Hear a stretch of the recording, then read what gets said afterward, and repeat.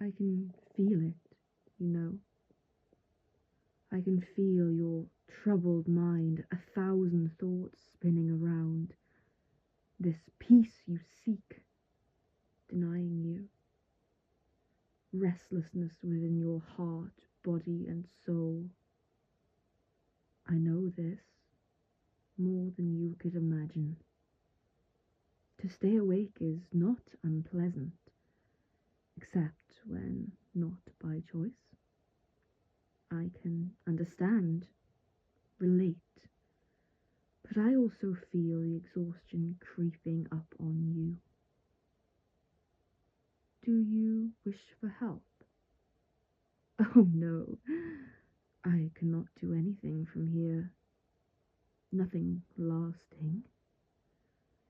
Instead of using magic, I would like to tell you a story, a dream, if you will, a moment from my past, a picture, beautiful, which I liked to reminisce about, an ephemeral instant from a travel of mine, which even now sometimes leaves me daydreaming. Do you remember the shell you found in my hideout? On that day, a long time ago, out of sentimentality, I picked out one of them. But this one I remember giving to a crewmate during a night when, just like you, the sweet sands of sleep kept eluding them. We had been travelling for adventure all day. On the wandering eye, yes, exactly. You guessed it well. All day long we had been manoeuvring the sails, handling the ropes, been on the lookout for the swell. We sailed with the flow, went along with the wind, thirsty for adventure, gold, knowledge, and other curiosities. Come to think of it, I believe we may also have fought off a few pirates as well, and no, sit back, please. Do lie down. Do not get back on your feet. Do not agitate yourself. I am not trying to rile you up any more than you already are. I just wish to soothe your heart and help you to relax. But perhaps one day I will tell you all about it in the tavern, if you really want to, my friend. Let us go back to the story now. I was telling you about this adventure of mine. So the sun started to settle just as we found what seemed to be a primeval forest. It wasn't huge. I stumbled upon many more majestic and bigger islands in my travels, but you never know, even on the smallest island in the world, a true treasure may be waiting. After mooring and dropping the anchor nearby, we went to explore. Separated in small groups, driven by curiosity, but also by caution, we scoured the islands as best we could. Our quest seemed to yield itself devoid of any common fortune, but we discovered fantastic fruits, fresh water, and greenery beyond your wildest imagination. A place similar to the spot the genie sent you to punish you for the theft of his cheating ring. Yes, and indeed you were right. The island may not have been as devoid of life as we thought, but that too is a tale reserved for a night by the fireplace, along with some deliciously perfumed meals. For you, at least. And you are wandering again. Please, relax, my friend, relax your mind.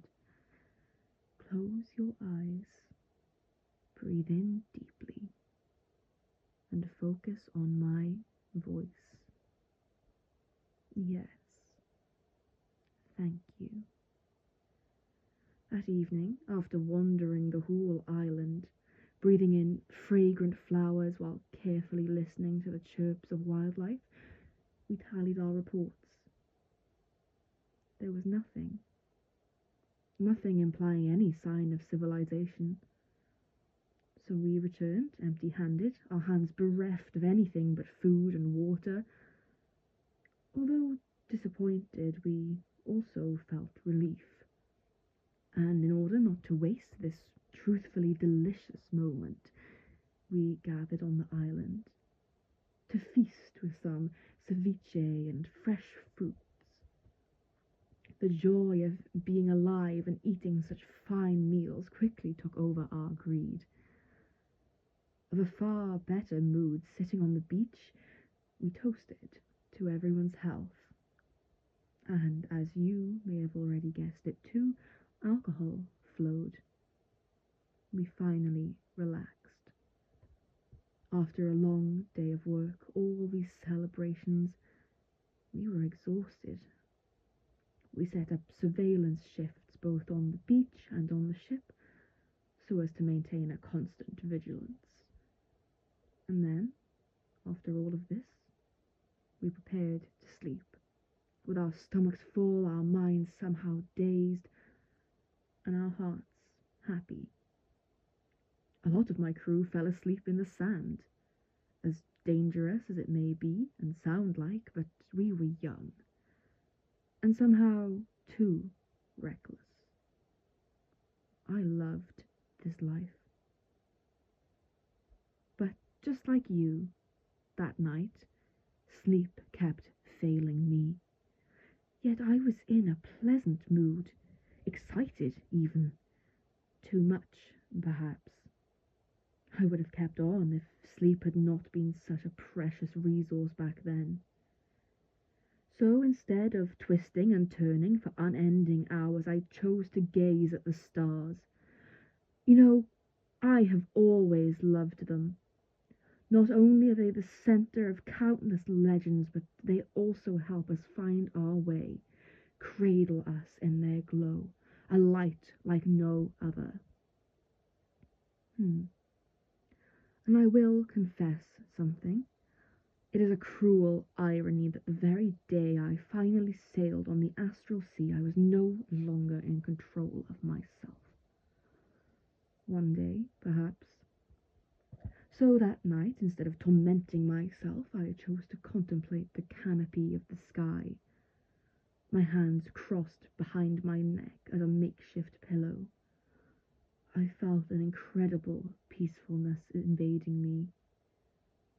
First, I actively welcomed these sensations, the feeling of my body sinking in a bed of sun-warmed sand, my body and soul at peace. It became a pleasure to let each of my limbs melt within. A soft numbness washed them like a blanket. But the ever-fighting warrior, my spirit kept resisting. Refusing to fall into slumber, I took some time to gaze at the stars, and from there to observe the constellations of Corellian, of the harp, and of the dragon of dawn. At first, this relaxation felt pleasant, if a little frustrating, a poor tactic for sleep. But soon it became more of a game. After all, it was nice to be there, to bathe in the scent of fruits and the more persistent sense of a devoured feast.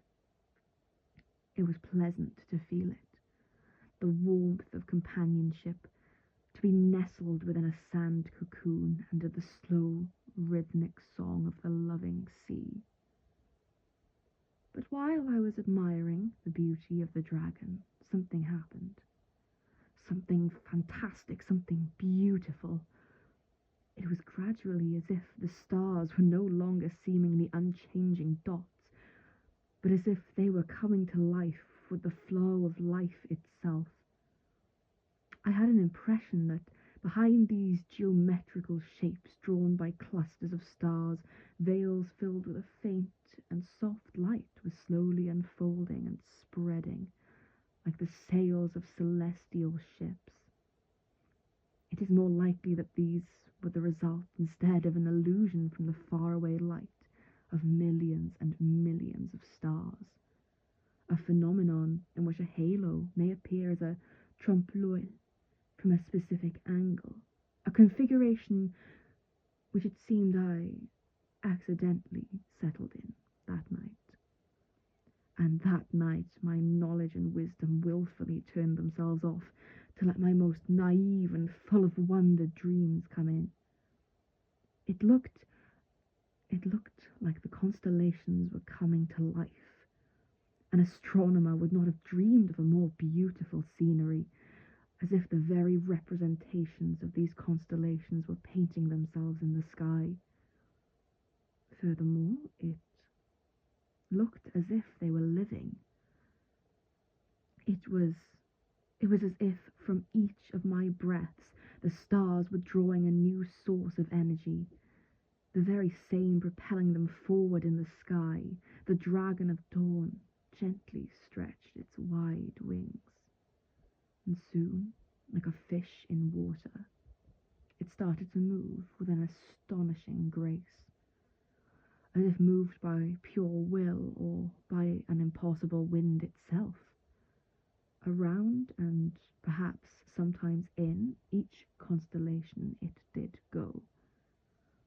Sometimes upon its way the other stars protested, sometimes they joined it for a slight dance, and sometimes celebrated its wake by music from the nearby leaves and sea. On the moon did the beautiful shining dragon stop, only to wrap its sublime wings around her like a charming mantle, and laid its chin on her like a lover tired from a long courting.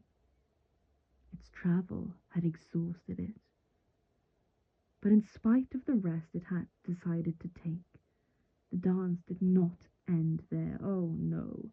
Everything this gracious creature had caressed on its way came to life too, left their assigned place. They say that the weave is beautiful, and allow me to assure you it is. My eyes were heavy, and I could feel the pleasant pull of sleep dragging me to the depth of unconsciousness. But my spirit was fighting for what I wanted to see. I wanted to see it all. I wanted to see the celestial canopy which, out of a whim perhaps, or because of love, was now alive, and the ballet was now dancing in front of my eyelids again and again to the rhythm of my own breath. There was a congress of gods who became both small and immense.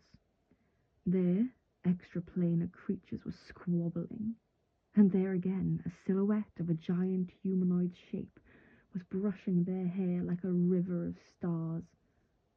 This person, whichever god, whichever incarnation of nature's forces it was turning their back to me, and I wanted to reach out to them, but my hand would answer no more.